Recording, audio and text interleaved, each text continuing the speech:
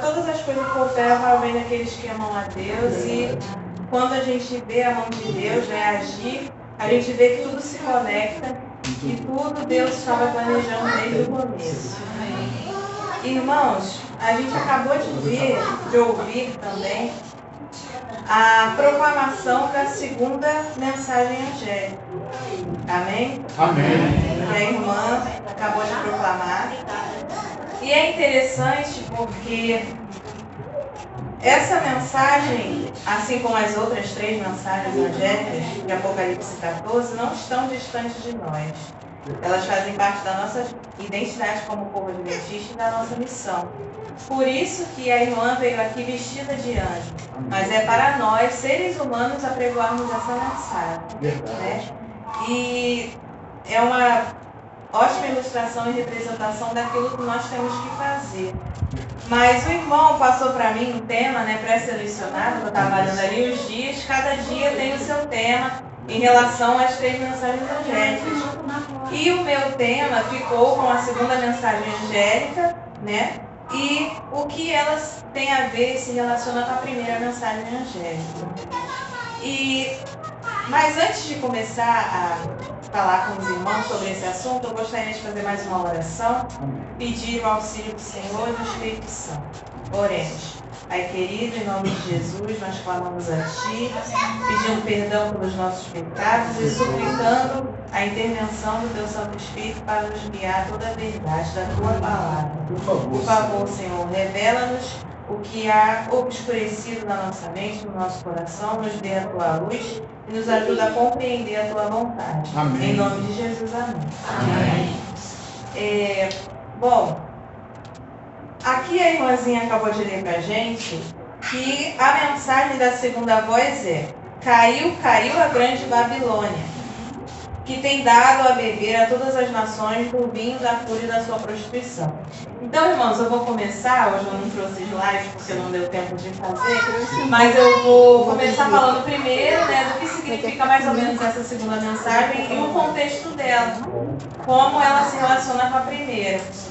Bom, irmãos, aqui a gente vê a primeira vez a palavra Babilônia no livro de Apocalipse. Caiu, caiu a grande Babilônia. E aí a gente fica pensando, poxa, quando João escreveu isso, não existia mais a Babilônia que existiu no passado, de Nabucodonosor. Porque ela foi invadida e o Império Medo-Persa, né, destruiu ela há muito tempo. Então, que Babilônia é essa que João está falando aqui, né, da visão que ele teve dessa segunda voz, dessa segunda mensagem angélica? Bom, irmãos, a primeira vez que essa palavra, Babilônia, né, o original dela, Babel, surgiu na Bíblia, foi naquele relato de Gênesis da Torre de Babel, né? Os irmãos sabem muito bem, Nimrod e os seus comparsas, né, amigos, eles eram os grandes ali da terra na época, e eles decidiram construir uma torre. E essa torre era totalmente contrária à promessa de Deus, né? Porque Deus enviou o dilúvio, mas fez uma promessa para o mundo, né? Para Noé e sua família, dizendo que ele não inundaria mais o mundo com água. Ele não iria mais fazer isso. E a aliança dele, para comprovar isso, era o arco-íris, né? Continua sendo. Até hoje, quando chove, a gente olha para o céu, vê o arco-íris e vê. Deus prometeu, não vai mais inundar a terra. Ainda que chova muito, ainda que aconteça vários desastres naturais, Deus falou que ele não vai inundar a terra toda mais, e nós temos que crer nisso, nessa promessa. Porque tudo que ele cumpre, que ele promete, ele cumpre.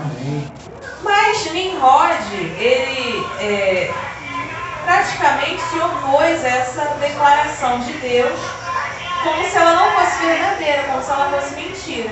Porque ele e as outras pessoas ali colocaram no coração que eles iriam construir uma torre para ela alcançar até o céu e que eles não iriam ser pegos desprevenidos se acontecesse outro dilúvio, que eles não iriam ser mortos por razão dessa torre alta.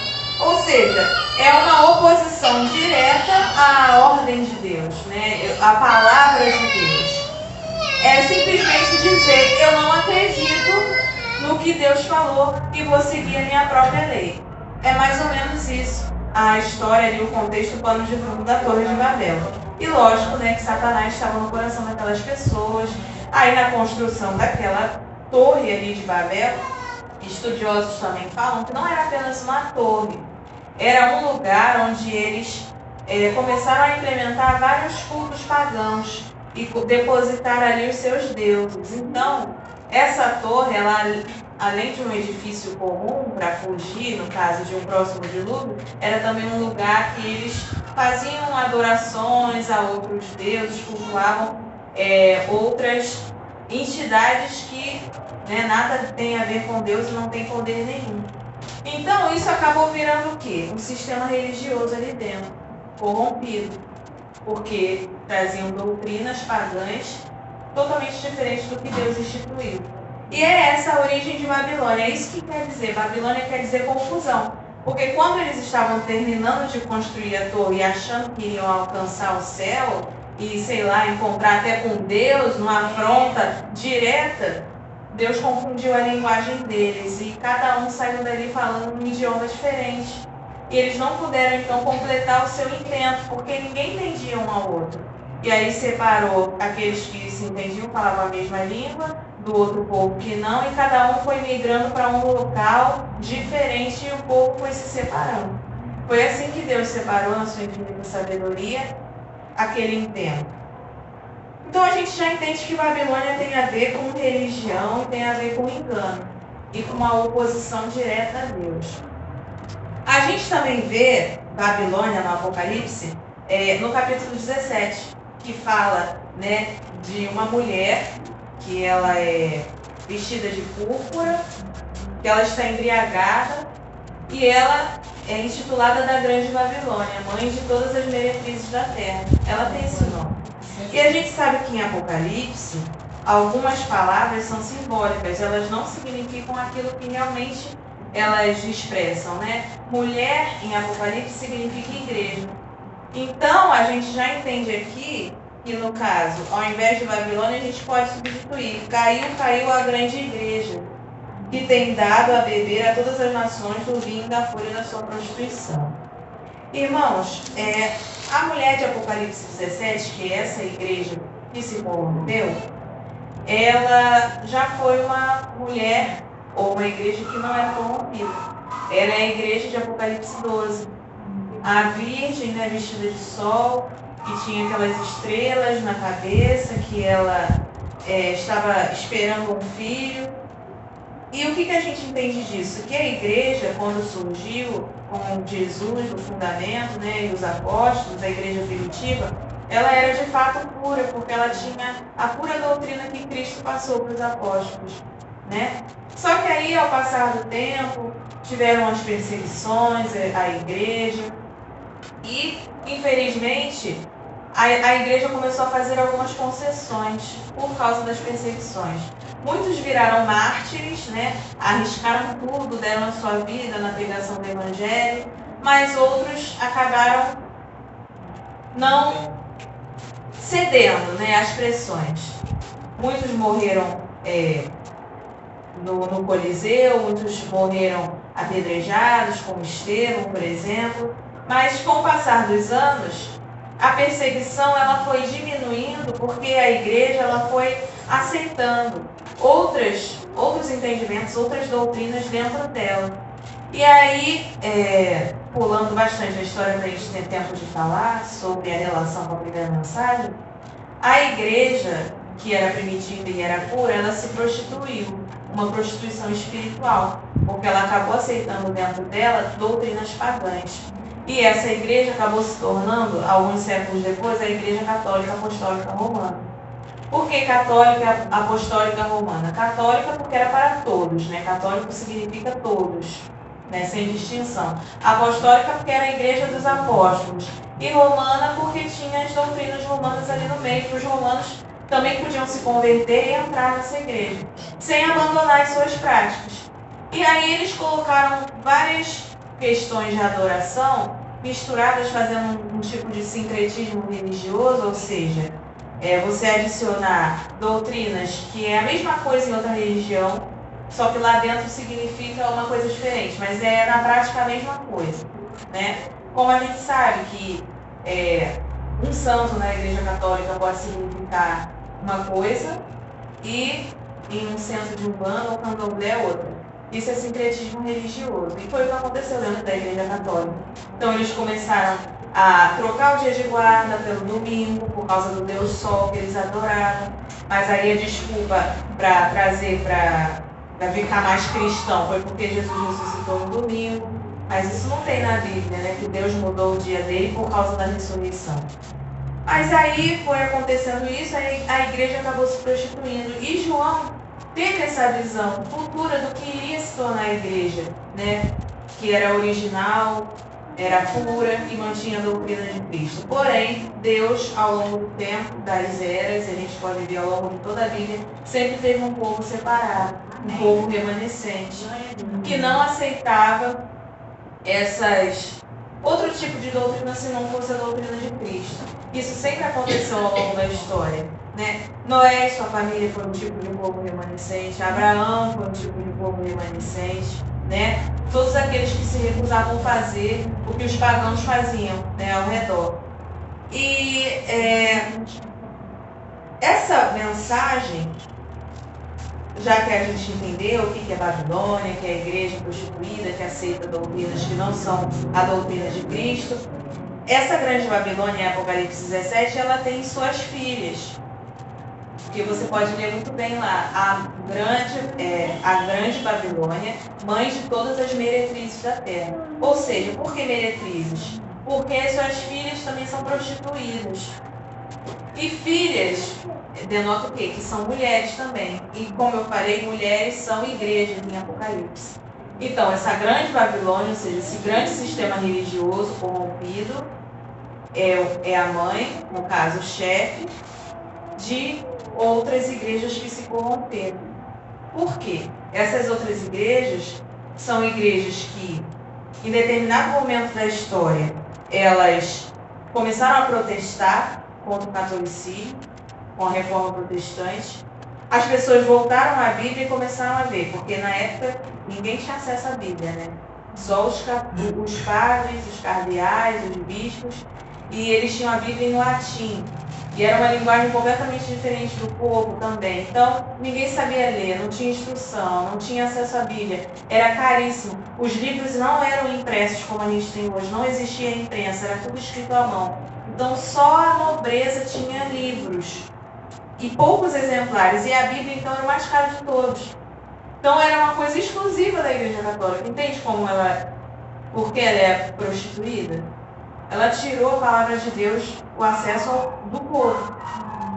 E um povo sem a palavra de Deus fica completamente direto ali no acesso com o mal. Né? Porque não conhece a palavra, a Bíblia diz: conhecereis a verdade vos libertará. Se você não conhece a verdade, você não é liberto. Então, essas igrejas, na época, que foi a Reforma Protestante, passaram a ter acesso à Bíblia, alguns estudiosos, até mesmo de dentro da própria Igreja Católica, como foi o caso de Martinho Lutero. Ele era católico, ele era um monge da Igreja Católica. Ele passou a ler e entendeu o que era justificação pela fé. Peraí, por que eu estou fazendo penitência aqui, me batendo, sangrando, se Jesus já morreu por mim, já levou na cruz do Calvário as minhas dores, enfermidades, os meus pecados? É só pedir perdão a Ele, diretamente. Eu não preciso de um bispo ou de um padre para me perdoar, porque Jesus já fez isso por mim. Amém. Então, a Reforma Protestante foi isso. Pessoas que começaram a ler, ter acesso, aí a imprensa foi criada por Gutenberg, na Alemanha, aí começou a imprimir aí a Bíblia, ainda era muito caro, mas já estava sendo na linguagem do povo, aí imprimiu em inglês, né? Enfim, começou a ser disseminada a palavra e pessoas aderiram a esse movimento protestante. Até que eles se separaram definitivamente da Igreja Católica e criaram outra vertente religiosa, né, que é o protestantismo. Só que, infelizmente, o protestantismo parou de protestar ao longo do tempo. Sabe, as igrejas pararam de contestar as doutrinas errôneas da Igreja Católica, doutrinas pagãs, que não está escrito, né? Como a oração pelos mortos, como a gente fazer missa do 7º dia, orar pela alma de uma pessoa que já morreu, teoria da imortalidade da alma, que não é anti-bíblico. Vocês sabem que essa teoria foi introduzida pelo próprio Satanás no Éden. Certamente não morrerás. É ali o início disso. Então, ter essa concepção de uma alma que sai do corpo e fica vagando, fica ali no purgatório esperando a sentença, não existe. Você morreu e, como diz a palavra, né? Do pó vieste, foste formado, e do pó voltarás. Você fica descansando no pó da terra até Jesus voltar, amém? É isso. É isso que a Bíblia ensina. E aí as igrejas protestantes pararam de protestar isso. Começaram a fazer concessões também. Peraí, é direito à liberdade de pensamento, cada um tem a sua verdade, né? Cada um interpreta a Bíblia como quer. E aí, essas igrejas também acabaram se prostituindo, por isso que elas são as filhas da grande meretriz. Elas ainda permitem doutrinas que eram originalmente católicas dentro da igreja. Eu sempre questiono as pessoas, assim, por que você está nessa igreja? Você já leu a constituição dessa igreja, suas leis, a doutrina dela? Porque toda igreja tem que ter um rol de doutrina. Você tem que ler para saber quando você entra numa igreja. Não é assim, vou entrar lá, eu me sinto bem, meu coração fica aliviado, eu choro, eu sinto que Deus fala comigo, eu fico toda aliviada e volto para casa mais leve. Mas a sua vida não muda. Porque uma árvore a gente conhece pelos frutos. Não adianta você estar na igreja muito bem, muito legal, e em casa você ser uma pessoa terrível. Com a sua família, com o seu próximo, com a sua esposa, com o seu esposo, com seus filhos. Então, se não há mudança de vida, 180 graus, você não se transforma, é porque Cristo não está lá para te transformar, para te libertar. E aí, essas igrejas ainda adotavam essas doutrinas, como guardar o domingo. Eles não protestaram mais contra isso, porque tinha claramente na palavra ali, não só em Êxodo, né, nos 10 mandamentos, mas em várias outras passagens, em Ezequiel, que fala que o sábado é um selo entre Deus e seu povo. É uma coisa incontestável. A pregação dos apóstolos também em dia de sábado, Jesus indo pregar como seu costume no sábado, indo ensinar no templo no sábado, curando no sábado.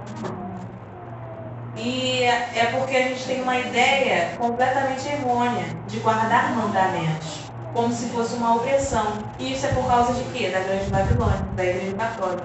Porque ela tanto tempo oprimiu o povo, e quando o povo conseguiu a sua liberdade, entre aspas, né, que foi quando Napoleão venceu ali, destituiu o bispo e a Igreja Católica não eram mais relacionados ao Estado diretamente, não podiam intervir em mais nada no governo, então é como se essa besta tivesse a sua chaga mortal, mas essa chaga está sendo curada.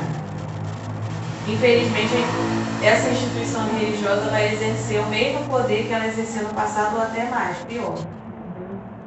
Então, essas igrejas, que são as filhas de Babilônia, elas não têm diferença de Babilônia. Porque Deus não pode tolerar um erro de uma pessoa e da outra não. Só que nós também temos na palavra, em Apocalipse 18, que Deus tem o povo dele também nessas igrejas, na Grande Babilônia. Ele diz: retirai-vos dela, povo meu, para não seres cúmplices dos seus flagelos, porque Babilônia, o prenúncio dela é aqui, que ia cair, mas ela também vai ser castigada, porque enganou a muitos, matou a muitos fiéis, perseguiu muitos, trouxe doutrina errada para muitas pessoas e enganou. Então essas pessoas que estão nessas igrejas, a maioria é povo de Deus, que está ali achando que está buscando a Deus, que está fazendo a vontade dele, só está sendo ensinado de forma errada. Então cabe a nós, ao apregoar essa mensagem, para o povo de Deus sair de uma vez dessas igrejas que não guardam completamente a sua palavra na sua essência. É a nossa missão. Amém. Mas não ferir a pessoa, não agredir, não é isso. A gente sempre prega, mas com amor. Jesus não falava as coisas sérias que tinha que falar todas as vezes, mas ele não tratava bem, não falava com amor. Ele era rígido, mas era com amor. Porque é impossível uma pessoa que trata todo mundo mal ser seguida por multidões, né? Jesus era seguido por multidões. Amém. Então, era uma pessoa diferenciada. Claro, nosso Deus. Mas nós temos que ser iguais a Ele, porque a Bíblia diz: sede santos como eu sou santo, e sede imitadores de Cristo. Porque às vezes, ou na maioria das vezes, a única Bíblia que uma pessoa que não conhece a palavra vai ler é a sua vida. Por isso que a gente escuta muito: ah, fulano não é crente? É sempre essa reclamação. Ué, mas fulano fez isso, ele não é da igreja? Fulano estava lá naquele local e não é da igreja? Estava na igreja ontem? Não postou na internet que estava lá pregando ainda nesse lugar? Então a gente sempre vai ser julgado por isso. Mas é o nosso dever dar bom testemunho. Sempre. Então, irmãos, esse é o pano de fundo da segunda mensagem angélica. É o prenúncio de que essa instituição religiosa, que leva todo mundo ao engano, aí, quem não está apercebido, ela vai cair. Caiu a grande Babilônia. Ó, que tem dado a beber todas as nações do vinho da fúria da sua prostituição. Essa prostituição aqui é espiritual. É um vinho misturado. Vinho significa doutrina aqui. Então ela passa uma doutrina prostituída. Uma doutrina que não é verdade. Né? É uma doutrina que tem paganismo, mistura verdade com mentira. Por isso que engana tanto. Né? Então, o que acontece? Aí o irmão Marcelo falou assim: fala da segunda mensagem angélica e como ela é relacionada com a primeira. Eu acho que terça-feira os irmãos estiveram aqui, alguém falando da primeira mensagem angélica, né? Foi segunda-feira, né, irmã?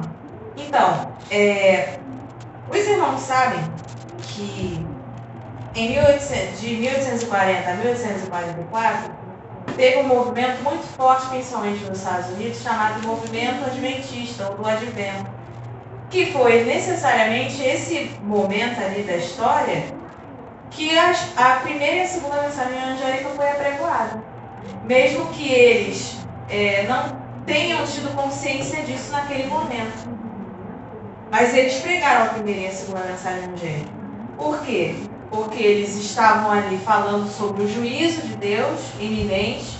Jesus voltaria, isso é verdade, é o que a primeira mensagem angélica fala, para abandonar as coisas desse mundo, ou seja, instituir a verdadeira adoração a Deus, né? Porque o fim está próximo, e realmente estava, e está ainda, mais próximo ainda do que na época. O que acontece, irmãos? Na Europa começou a surgir, antes de 1840, pessoas que começaram a estudar a Bíblia. Estudar a Bíblia, o livro de Daniel, assim como no próprio livro de Daniel, capítulo 12, fala que esse livro vai estar selado, mas ele vai ser esquadrinhado. Vai ter um tempo que ele vai ser lido. E esse tempo tinha chegado ali naquele contexto. E as pessoas começaram a estudar as profecias, e na Europa, e era uma repressão, e até mesmo as próprias crianças começavam a falar que Jesus estava voltando. Mas na América, esse movimento ficou mais conhecido como movimento millerita.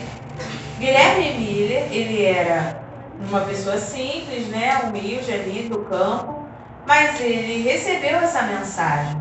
Por quê? Ele era até ateu, ele nem acreditava em Deus, mas ele foi para a guerra, serviu, e quando ele viu os horrores da guerra e que ele voltou vivo para casa, ele pensou: peraí, tem alguma coisa aí. Porque fulano que eu conheço morreu, ciclano morreu e eu não. Então acho que Deus existe, né? Ele ficava com essa dúvida. Eu acho que Deus existe, porque só um milagre para eu voltar vivo para casa. E então Guilherme Miller, ele foi, começou a frequentar a igreja, começou a estudar a palavra e começou a estudar o livro de Daniel e as profecias, né? Para o tempo do fim. E irmãos, Guilherme Miller demorou 10 anos para pegar essa mensagem. 10 anos porque ele fazia os cálculos e ficava preocupado em errar nas coisas e também tinha medo de pregar que Jesus ia voltar. Era insegurança, né? Porque, irmãos, na época que a primeira e a segunda mensagem angélica foram pregadas, era uma época também de corrupção espiritual muito forte nas igrejas. Como eu estava falando para vocês, aqui as que protestaram não estavam protestando mais, pelo contrário, estavam sendo até secularizados. Então, a Bíblia fala que Jesus ele sempre vem na plenitude dos tempos, né? Que Jesus ele veio e se encarnou aqui na Terra na plenitude dos tempos. E Ellen White fala no livro O Desejado de Todas as Nações que Jesus veio numa época crucial. Era uma época de tanta corrupção moral, espiritual dentro da igreja. Era tudo muito baixo, muito aquém do que deveria ser, né? Era uma coisa assim muito feia mesmo. Feia mesmo. Satanás dominava a mente das pessoas diretamente. Por isso que quando a gente lê a Bíblia, a gente vê, nossa, tantas pessoas endemoniadas, elas eram dominadas diretamente pelo mal, não tinham mais controle das suas ações. Não era a pessoa que vivia ali, era o demônio que dirigia essas pessoas completamente. Então Jesus tinha que vir naquela época, o mundo não aguentava mais, ia colapsar. Então essas mensagens angélicas, elas começaram a ser pregadas por isso. Era necessário que o mundo ouvisse essas mensagens naquele momento. Necessário. E a profecia seria cumprida. Aí vem aquela dúvida, porque a gente que é adventista sabe. Eles estavam pregando a volta de Jesus, mas Jesus não voltou e teve desapontamento. Poxa, por que Deus mentiu para eles? Fica essa coisa na nossa cabeça, né? Às vezes vem esse pensamento que é do maligno. Porque Ellen White, em um dos seus livros, ou se eu não me engano, é Primeiros Espíritos ou História da Redenção, fala que Satanás usa isso. Por que Deus deixou o seu povo ficar iludido? Escondeu essa verdade deles? Deus não é justo? Deus não é a verdade? Mas, irmãos, se não tivesse esse despertamento para a volta de Cristo naquele momento, essas mensagens não iriam ser pregadas. Imagina você chegar na igreja naquela época e falar assim, olha, Jesus saiu, tem um santuário no céu, Jesus saiu do compartimento ali, do primeiro compartimento e foi para o último. E ele vai fazer a obra de expiação dele, é o juízo. Mas é a primeira fase, investigativa. As pessoas iam... Daí? O que eu tenho a ver com isso? Ele está no céu ainda? Ah, então tá tranquilo. Agora, a diferença é você falar, olha, Jesus está voltando. Ele vem com poder e grande glória e vai instituir o juízo dele aqui. Vai purificar a terra. Todo mundo, ai meu Deus. O que eu faço? E Ellen White fala que as pessoas que aceitaram a primeira mensagem angélica, né? Que era Guilherme Miller pregando da antiga volta de Cristo, porque Guilherme Miller, ele se baseou em Daniel capítulo 8, verso 14, depois dos irmãos leem, que é essa passagem, até 2.300 tardes e manhãs, o santuário será purificado. Amém. E aí ele fez os cálculos, né, dessa primeira contagem dos 2.300 tardes e manhãs, que significam 2.300 anos, e foi ali na época de Artaxerxes, né? Ele fez essa conta e começou a calcular e viu que parava em 1843. E ele estava lá mais ou menos na década de 1830, pensou, meu Deus, não tem nem 10 anos e Jesus vai voltar, eu não tenho que pregar essa mensagem. E aí começou a pregar sobre isso, e isso foi a proclamação que eles não sabiam da primeira mensagem angélica. E pessoas começaram a aceitar essa mensagem. As pessoas ficaram animadas. Aqueles que realmente desejavam a volta de Jesus, no seu íntimo, no seu coração, ficaram animados e felizes. Mas aqueles que não ansiavam por isso, não estavam nem esperando por isso, ou aceitavam pelo medo de sobrar, de não ser levado com Cristo, de não ser arrebatado, ou eles desconfiavam e usavam até um verso bíblico. E Satanás, ele não brinca não fica por baixo. Ele usa a palavra de Deus contra o próprio Deus. O abuso é tão grande, é tão cara de pau, que ele fez isso com Jesus na tentação do deserto. Transforma essas pedras em pães. Não, porque se joga daqui desse pináculo, porque a palavra diz que o Senhor vai enviar os seus anjos e vai te livrar, não vai te deixar tropeçar. Satanás é tão cara de pau que ele usa a palavra de Deus contra o próprio Deus para ver se cola. Com Deus não cola, mas com a gente pode colar se a gente não estiver firme na rocha, né? Vocês sabem disso. O inimigo erra de novo. Então ele usava essa desculpa. Peraí, a Bíblia diz que só Deus sabe o dia e a hora. Só o Pai sabe. O que esses caras estão falando aí de conta? De calcular que Jesus volta esse ano? Isso aí é mentira. Então o povo ficou mais ou menos dividido nesses dois grupos. os que acreditavam que Jesus ia voltar, porque realmente nos cálculos, Guilherme Miller levava, né, aquele mural que ele explicava tudinho, e as pessoas não realmente estão na palavra, os sinais se cumpriram com o tempo do fim, porque naquela época já tinha tido muito terremoto em Lisboa, que foi o maior terremoto da época, matou várias pessoas, milhares de pessoas.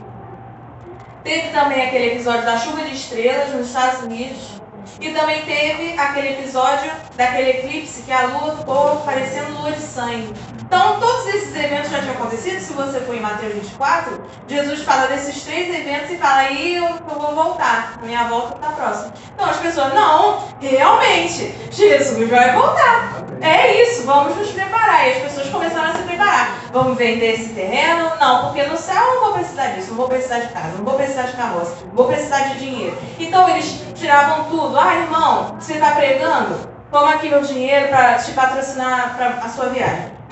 Milhares de pessoas fizeram isso. Várias. Porém, aqueles que não faziam, inclusive a maioria dos pastores não aceitavam as mensagens evangélicas, tá? Pelo orgulho. Né? Eu, pastor, não recebi essa mensagem, foi esse homem aí, esse tal de Guilherme Miller. O que ele é melhor que eu? Por não abrir mão do seu salário, dos dízimos, das ofertas. Se esse povo está falando que Jesus vai voltar, eu vou ficar sem dinheiro. Jesus volta, acabou a igreja, acabou minha renda. Então, muitos pastores não aceitaram e se tornaram opositores diretos da mensagem e perseguidores dessas pessoas. E Ellen White fala também, isso tudo está no livro Primeiros Escritos e História da Redenção. Se os irmãos quiserem dar uma estudada lá, tem um capítulo só da primeira mensagem, da segunda mensagem, do Clamor da Meia-Noite e da Voz do Terceiro Anjo. É muito interessante todo mundo ler, né? É bom demais.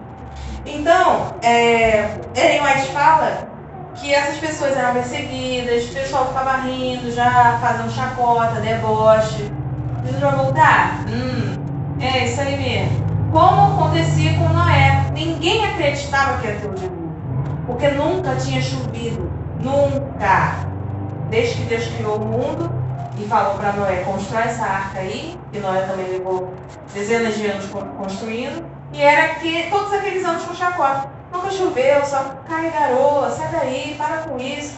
Foi mais ou menos isso que o povo passou nessa época, apregoando essa mensagem que Jesus ia voltar. Irmãos, muitas pessoas ficaram pobres, porque elas se desfizeram de todos os seus bens só para patrocinar essa causa da volta de Cristo. E aí, o que acontece?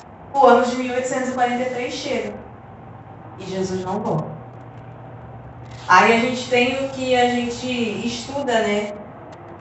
O grande desapontamento, que também está lá no livro de Apocalipse, capítulo 10, né? Que João, ele ingere um livrinho, é doce na boca, mas no estômago é amargo, né? É ruim, peito fel, não dá.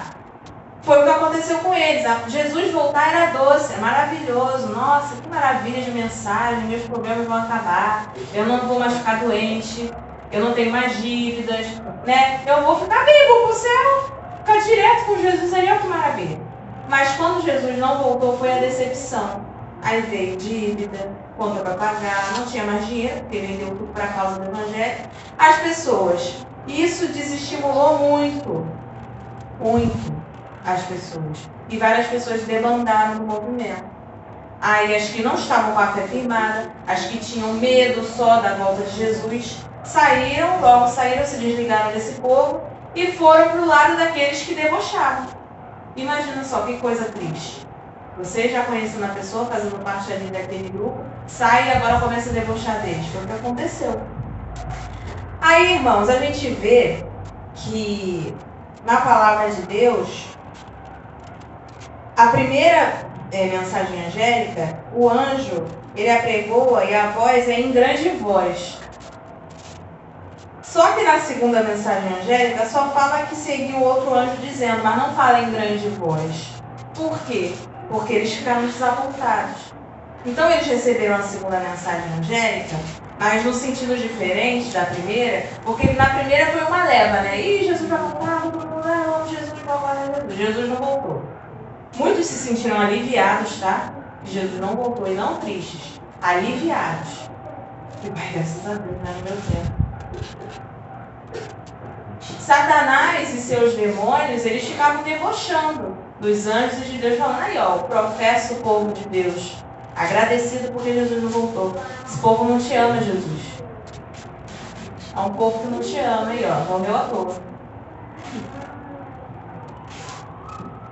Então, irmãos, a gente, quando tiver que dar a razão da nossa fé, tem que ser de verdade. Não admita que o inimigo abra a boca para falar da sua fé, da sua comunhão com Deus. Isso tem que ser inabalável. Amém. Ele não tem que ter o que falar, como ele fez com Jó. Ele só atuou na vida de Jó porque Deus permitiu. Porque Jó passou para aquele crisol, aquela prova. Mas ele não tinha defeito. Aí Satanás foi lá reclamar também, dá tudo para ele, tira isso, tira aquilo. Porque ele não tinha o que falar. Ele só falou, a acusação dele é que Jó tinha tudo. Só isso. Não tinha o que falar. Porque ele era um homem temente a Deus, o mais justo ali naquela época. Então, a sua vida tem que ser assim. Não importa se você é rico ou pobre. Isso não é desculpa para adorar a Deus ou não. Porque tem gente, irmãos, que é só melhorar um pouquinho a condição de vida e já acha que adorar a Deus é coisa para ignorante, para humilde, para quem não tem conhecimento. Entra na faculdade e fala, não, acreditar em Deus, peraí, relativo. Eu acredito na ciência. A pessoa muda. E isso não é vantagem, não é nenhum privilégio. Pelo contrário, é você regredir na sua mente e na sua vida. Né? Você não está evoluindo. Você só está indo mais ladeira abaixo, né? Porque sem Cristo... Então, irmãos, não teve esse apregoamento tão forte por causa dessa decepção do primeiro desapontamento. Mas eles, irmãos, os que estavam ali, sinceramente, não desistiram. Eles pensaram, deve ter alguma coisa aí nesse cálculo. Alguma coisa errada. Não é possível. Porque Jesus, ele tem que voltar. Ele disse que vai voltar, ele vai voltar. Vamos ver mais alguma coisa. Então eles encontraram, que a Ellen White fala que eles receberam a luz do céu, né? Os anjos guiaram eles para esse estudo de Abacuque, capítulo 2. Abacuque, capítulo 2. Né? Eu acho que está até aqui marcado, eu vou ler rapidinho com vocês não precisam abrir, para a gente adiantar. Que fala, capítulo 2, verso 3. Porque a visão ainda está para cumprir-se no tempo determinado, mas se apressa para o fim, não falhará. Amém. Se tardar, espera-o, porque certamente virá, não tardará. Amém. Então eles leram isso e falaram, tá bom, Jesus, você vai voltar, cremos nisso, o Senhor só está tardando um pouquinho, vamos aguentar mais um pouquinho. E aí, né, teve essa tardança que renovou a fé deles, e a mensagem do segundo anjo foi pregada, mas como? Como se eles nem sabiam que estavam anunciando as mensagens evangélicas. Porque, irmãos, quando teve o primeiro desapontamento, as igrejas, os pastores, todos aqueles que se opunham, eles carregaram esse argumento e falaram, ó, na igreja não se fala mais disso. Movimento adventista, esse negócio aí dessa seita, aqui não entra mais. Então aqueles que estavam ainda seguindo o movimento, começaram a ficar constrangidos dentro da sua própria igreja. O pessoal, fulano ainda acredita nisso. Eles eram impedidos de falar, de se expressar, eram completamente hostilizados. Então eles pensaram, nós não temos mais o que fazer aqui. Porque nós acreditamos que Jesus vai voltar. Eles não acreditam. Então vamos sair. Eles saíram de Babilônia. Foi um peneiramento espiritual. Deus separou mais ainda o seu povo. Até acusaram Guilherme Miller, você está tirando o povo das igrejas. E Guilherme Miller falou, não, eu só estou falando da volta de Jesus. Eu não estou beneficiando denominação nenhuma, não estou criando nenhuma denominação, não estou falando mal da igreja de vocês. É deles mesmos, eles que não estão à vontade de ficar aí, né? Então, eles atenderam esse chamado, Babilônia estava começando a cair ali, porque eles se separaram dessas igrejas. E, irmãos, infelizmente, eles tiveram uma segunda decepção, né? Mas, antes dessa decepção, eles também se apegaram muito na parábola das 10 virgens. Eles começaram a estudar aquilo e eles viram, né, que as virgens saindo ao encontro do noivo, indo até o casamento, as bodas, as 10, eram eles começando o movimento de pregar que Jesus ia voltar e tudo mais. Mas aí o noivo demorou, lembra? Na parábola, o noivo demora a chegar. E as 10 ficam esperando. E todas dormem. E quando elas acordam, 5 ainda têm a sua chama, né, no candeeiro, o seu azeite, e as outras 5 não têm porque não foram preparadas. Então eles pensaram, nós vamos continuar esperando o noivo, Jesus vir, mas nós vamos ficar apercebidos como as virgens que eram prudentes. Vamos continuar em oração, em consagração a Deus, em santificação. A Ellen White fala que era notório, dava para se ver em campos, assim, em bosques, em vales separados, vários grupos de oração, pessoas orando, buscando a Deus, se separando. Ou dava para ouvir o clamor e as orações de longe dessas pessoas. Foi um movimento de intensa contrição no coração, irmãos, foi verdadeiro. Aqueles ali realmente queriam que Jesus voltasse. Queria mesmo, na geração deles. E eu fico pensando, será que falta isso na nossa vida? Essa vontade de Jesus voltar? Porque eu fiquei lendo aquilo, e aí a gente às vezes tem vontade de falar, esse povo aí que perseguiu eles, que povo ruim, povo mau, não queria que Jesus voltasse, mas a gente é igual. Realmente aí, pensa aí no seu íntimo, não estou acusando ninguém, eu também estou me incluindo. Pensa, você gostaria que Jesus voltasse amanhã? Pô, amanhã eu tenho que fazer isso, tenho que fazer aquilo, tenho que fazer aquilo. Você continua colocando coisas terrenas acima de um assunto que devia ser a sua prioridade, que é a salvação. Lá no céu a gente não vai se preocupar com família, porque todos nós seremos uma grande família. Amém.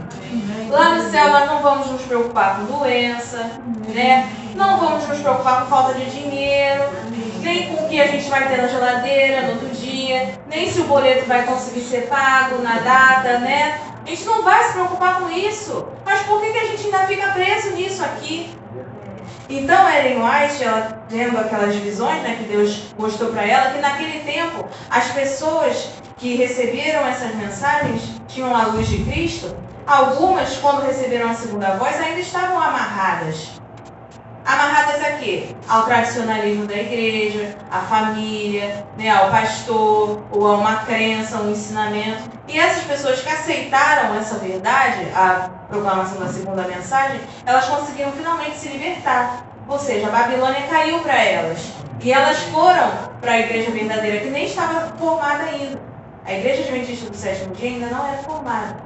Só um povo remanescente que se uniu no movimento do advento para pregar sobre a volta de Cristo. Porém, irmãos, eles estavam ali animados, Jesus vai voltar, não na primavera de 1844, mas no outono de 1844, eles estavam ali, Jesus vai voltar. Dessa vez é sério, é verdade. O meu último bem eu vou me desfazer, porque tenho certeza absoluta que Jesus vai voltar. E Jesus não voltou. Aí, irmãos, Ellen White fala aqui, ou uns abandonaram para sempre, não quiseram mais saber de vez nenhuma, decepção total, ou outros ficaram perplexos, não entenderam que Jesus não voltou, ficaram assim voando, e outros ficaram tristes, decepcionados, mas ainda aquela sede. Peraí, vamos procurar, não é possível, tem alguma coisa aqui na Bíblia. Irmãos, quando você quer saber uma coisa de Deus, uma coisa que está na Bíblia, uma coisa que você não entendeu, e orar a Deus com humildade de coração, pedir o Espírito Santo iluminação, Ele vai te dar. Amém. Isso não é invenção. Ele vai revelar, porque a Bíblia já é a revelação dele. Amém. Se tem alguma coisa obscura aqui, você pode pedir auxílio ao Espírito Santo que Ele vai te revelar. Você não precisa ser teólogo, ter mestrado, doutorado, Ele vai te dar revelação. Amém. Seja na leitura ou numa prova que você passar na sua vida, ou uma pessoa vai chegar e vai falar aquilo para você. Irmão, sabe aquela dúvida que você estava tendo? É isso, isso, isso. Não sei o que Deus vai fazer, mas Ele vai revelar. Não vai deixar o povo dele no engano. Porque Ellen White fala que aquele povo que realmente queria a volta de Cristo, que estava estudando, que estava se empenhando e que não desistiu, Deus não deixou na ignorância. Deus libertou eles e mostrou o verdadeiro significado. Deus não foi mentiroso, porque realmente essas mensagens se cumpriram na época. O juízo chegou, mas era a primeira fase, o juízo investigativo. O santuário que seria purificado não era um santuário planeta Terra, que eles tinham essa crença, mas sim um santuário celestial. E aí eles começaram a abrir os olhos para a doutrina do santuário. Peraí, se aqui fala que o santuário será purificado, vamos ler tudo sobre o santuário que está na Bíblia? E aí eles começaram a ler que Moisés recebeu instruções de Deus para formar um santuário terrestre, mas que era a figura do que tinha no céu. Então eles descobriram, tem um santuário no céu. Não existe mais santuário na terra, mas tem no céu. Então é o santuário do céu que vai ser purificado. Então ele foi para lá agora purificar os meus pecados no céu. E o julgamento, irmãos, começa pela casa de Israel, começa pelos que se dizem povo professo de Deus. E como é essa purificação? Jesus vai vendo lá nos livros de registro os seus pecados, aí vai vendo, aí, Maria da Silva, deixa eu ver aqui, dia 3 de agosto de 2015, ela fez isso, mas ela orou, pediu perdão, não fez mais. Amém. Meu sangue aqui já cobriu esse aqui. Próximo. Não sei o que, 2016 ela fez isso, mas também pediu perdão. Então, perdoa. É essa a purificação do santuário. E Jesus está fazendo isso agora. Glória a Deus. Amém. Então, eles foram libertos para essa verdade. Por isso que a primeira e a segunda mensagem angélica, elas se conectam, porque elas foram pregadas na mesma época. Mas, irmãos, ainda tem a terceira mensagem. Né? E cabe a nós pregar essa terceira mensagem. Verdade. Imagina, Ellen White fala que aquele povo, ele vai receber o galardão dele. Que eles queriam tanto que Jesus voltasse, e quando Jesus voltar de verdade, eles vão ver. Amém. Eles vão se levantar, Jesus vai chamar ele pelos nomes, eles vão se levantar dos sepulcros com corpo glorificado, vida nova, e eles vão se alegrar. Era isso que a gente estava esperando naquela época. E chegou, finalmente chegou, e para eles já chegou porque não abrir e piscar de olhos. Deus não está preso na questão do tempo, do Cronos. Porque ele que criou o tempo, né? Então a gente ainda está preso no tempo, mas ele não. Amém? Amém. Então, irmãos, olha que responsabilidade. Aquele povo lá foi muito beneficiado com as novas verdades que começaram a se abrir, eles começaram a estudar mais, fundaram, né, definitivamente o movimento denominacional, que foi a Igreja Adventista do Sétimo Dia, porque eles também descobriram a verdade sobre o sábado, um mandamento esquecido por todos e não deveria. A gente se lembra de todos os mandamentos, os 10, mas de sábado sempre é aquilo. Por isso que Deus começa falando, lembra-te, porque ele sabia que o povo ia esquecer. Então, irmãos, aquele povo foi tão privilegiado. Sabe por quê, irmãos? Oração não é excesso para nada, não é defeito, é só uma purificação da sua alma. Você está ali se santificando. E eles tiveram uma oportunidade, irmãos, que a Ellen White falou nos seus escritos, de realmente aproximarem o caráter deles com o caráter de Cristo. Imagina, era tanta busca, tanta santificação, tanto estudo, tanto joelho no chão, tantas madrugadas ali orando, querendo que Jesus voltasse. É isso que Deus quer de nós. Amém. Agora, hoje, sabe, não tem outro tempo. Nós somos um povo beneficiado, porque, Clara, o tempo é horrível que a gente está vivendo. É prostituição, tá pior que Sodoma e Gomorra. A gente não pode falar nada que é contra a liberdade de expressão, contra toda forma de amor. Então a gente é até julgado por ser cristão, a gente tem que ser um cristão, mas aquele cristão acomodado, né? Aquele cristão que segue a moda. E aquele cristão que não pode criticar, é só amor. É isso que a mídia vende, que pode existir igreja, mas é só amor. Não existe obediência, não existe santificação, não existe cumprir os mandamentos de Deus, não existe isso. Cumprir a vontade de Deus, só existe cumprir as minhas vontades, os meus anseios, ter o meu milagre, a minha vida financeira, sabe, apancar, eu ter meu carro, eu ter a minha condição de viajar, fazer o que eu quiser. É a teologia da prosperidade. Então, irmãos, nós temos que combater isso. Combater isso, de verdade, sinceramente. E nós estamos tendo essa oportunidade. Porque teve o clamor da meia-noite, na época deles, que foram eles esperando a volta de Cristo, mas vai ter o nosso alto clamor. Amém. E, irmãos, o que eu entendo disso tudo e do exemplo das 3 mensagens angélicas para nós é a preparação e a perseverança. Porque se vocês lerem em Apocalipse capítulo 14, o povo que vai pregar essa mensagem é aquele povo da perseverança dos santos, os que guardam os mandamentos de Deus e têm a fé de Jesus. Aquele povo da época era assim, nós temos que ser assim também, para pregar a terceira mensagem evangélica. Porque, irmãos, nós temos que nos preparar, pedir o Espírito Santo. Amanhã vai ser esse tema, né, que a irmã Conceição vai pregar, não vou falar muito, mas nós temos que nos consagrar. O que a gente aprendeu com aqueles irmãos do passado, com os pioneiros? Que eles estavam se preparando. E nós temos que nos preparar também. Se não, uma preparação muito maior. Muito maior.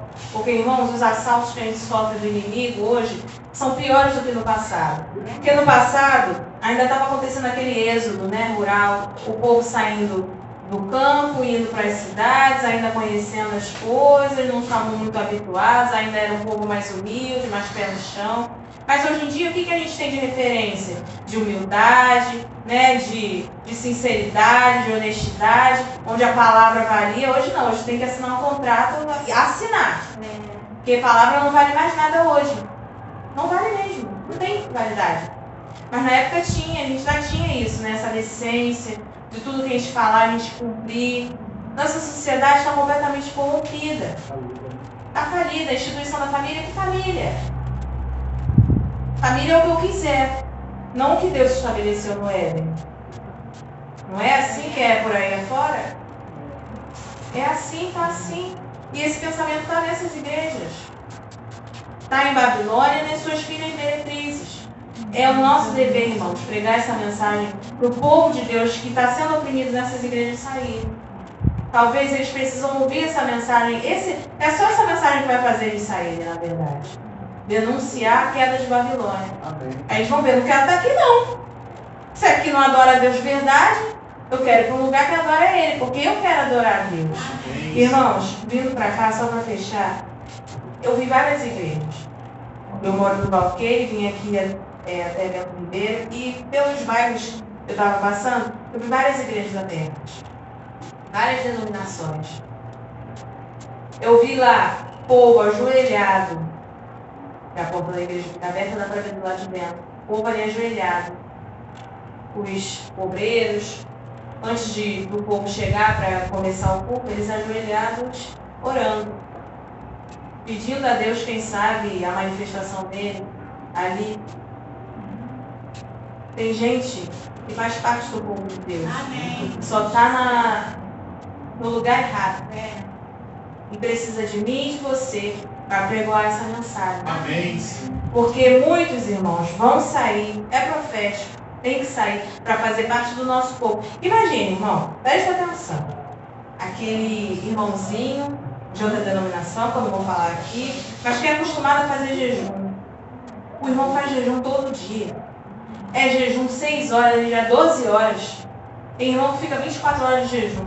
Imagina um irmão desse orando com direcionamento certo, guardando os mandamentos e obediência. Esse irmão vai virar Enoque. Tem muita gente querendo se consagrar e se separar a Deus, só não sabendo como, mais dedicados que nós. Verdade. Isso deveria ser motivo de vergonha para a gente. Tem a verdade ali, né? Tem todo um pano de fundo, o histórico que aconteceu, e a gente mesmo assim continua levando o cristianismo para a barriga. Sabe, irmãos, estar na igreja, frequentar, congregar, não significa nada, não significa salvação, mas você está aqui, está disposto, significa alguma coisa assim. Tem gente que está aqui, não estou falando dessa igreja, eu não acredito que aconteça isso aqui, mas em outros lugares, que já está morto por dentro.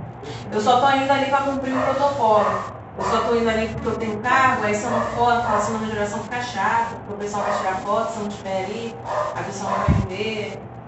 Não está ali por causa de Jesus. Entenderam? É Laodiceia. E nós não temos que ser assim. Porque o povo saiu de Laodiceia e se separou. Nós temos que fazer isso. Mas vai ser diferente, porque no nossa sacudidura, no nosso peneiramento, é o joio que vai sair, não o trigo. Então permaneça, fique firme. Fique firme na palavra, estruturado na casa de Deus. Adore na casa do Senhor até que você seja proibido. Até que o Estado proíba. Se não proíbe, continue se esforçando aí nos cultos. Sabe, irmãos? É tão chato orar, não consigo. Eu só fico assim no máximo 1 minuto, 5 minutos. Irmão, ore, fica ali, encare aquilo. É isso mesmo, fala qualquer coisa. Deus, ele não quer ouvir oração ensaiada. Meu Deus, meu Pai, Todo-Poderoso, eu estou aqui, muito obrigado por isso. Que é verdade. Jesus, estou aqui orando de joelho, eu não sei nem como começar isso aqui, mas eu estou aqui, perdão pelos meus pecados. Me ajuda a me desenvolver aqui no meu falar. Eu quero ser sincero. E Jesus vai usando, até que você vai conseguir orar 5, 10, 15, meia hora, 1 hora direto ali. Você vai conseguir levantar de madrugada e vai orar, o Espírito de Deus vai te chamar. E é isso. Você só tem que estar disposto, como esses irmãos do passado estiveram dispostos. Amém. Eles abriram o coração para a luz entrar. Que possamos ter esse exemplo e fazer a mesma coisa. Amém. Essa é a minha oração. Amém.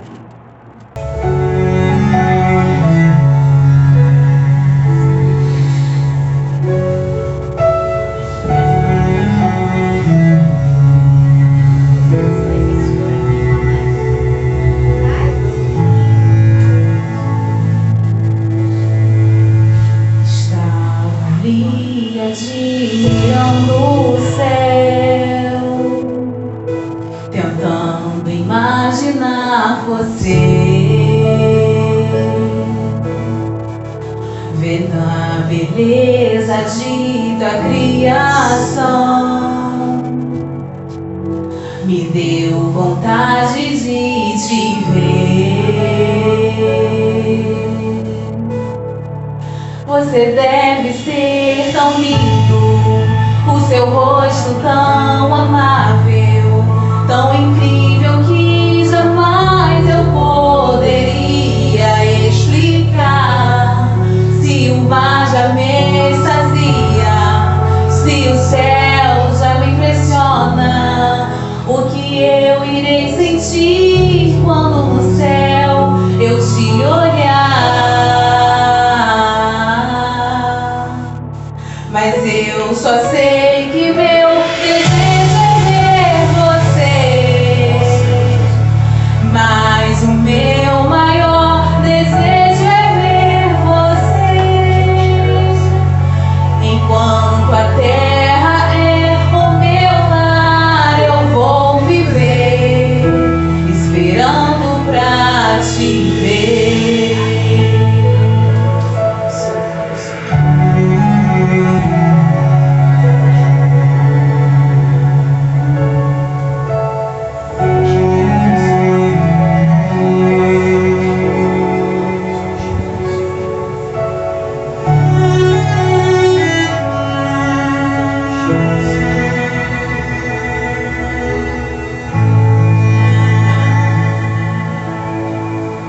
Estava aqui admirando o céu, tentando imaginar você,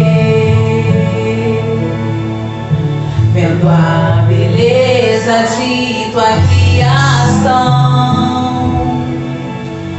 me deu vontade de te ver.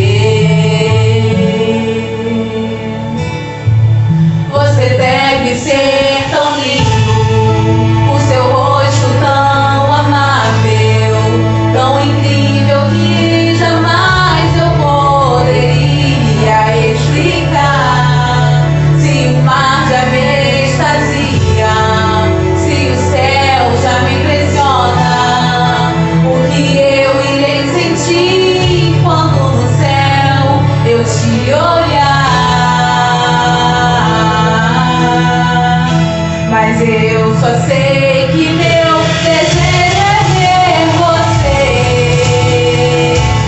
Mas o meu maior desejo é ver você.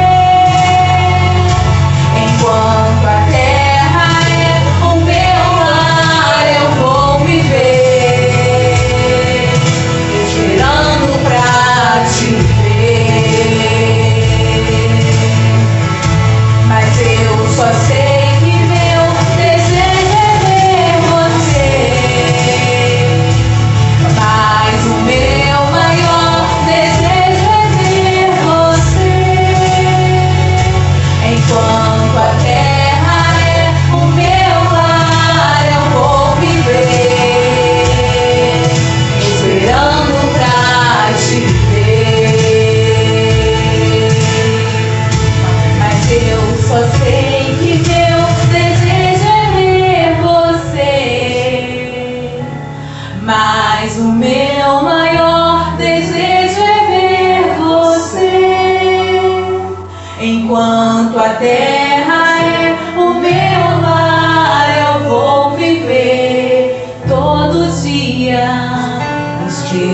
esperando pra te ver.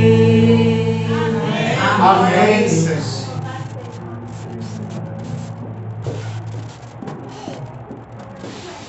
Irmãos, que louvor maravilhoso. É o seu desejo ver Jesus voltar? Amém. Tem que ser o nosso desejo ardente. Eu deixo essa palavra com os irmãos, Hebreus capítulo 10, verso 36 em diante. Com efeito, tendes necessidade de perseverança, para que, havendo feito a vontade de Deus, alcanceis a promessa. Porque ainda dentro de pouco tempo, aquele que vem virá e não tardará. Todavia o meu justo viverá pela fé. E se retroceder nele, não se compraz a minha alma. Nós, porém, não somos dos que retrocedem para a perdição. Somos, entretanto, da fé para a conservação da alma. Amém. Vamos orar? Os irmãos fiquem de pé, por favor. Pai Todo-Poderoso, nós estamos aqui e quão maravilhoso é ouvir a Tua palavra, é sentir a Tua presença, o Espírito falando ao nosso coração. Nos ajuda, Pai, nas modificações que o Espírito Santo já nos deu, revelações, dicas, para nós deixarmos cada vez mais esse mundo e os laços que nos aprisionam e nos libertar completamente para a missão, para a preparação, a santificação e a receber, Pai, a chuva serôdia, seu Espírito Santo. Amém. Por favor, Senhor, perdoa os nossos pecados, nos ajuda nas nossas dificuldades, restaura completamente a nossa vida e nos liberta do mal. Amém. É o que nós suplicamos. Leva-nos em paz e segurança para os nossos lares. Em nome de Jesus. Amém. Amém.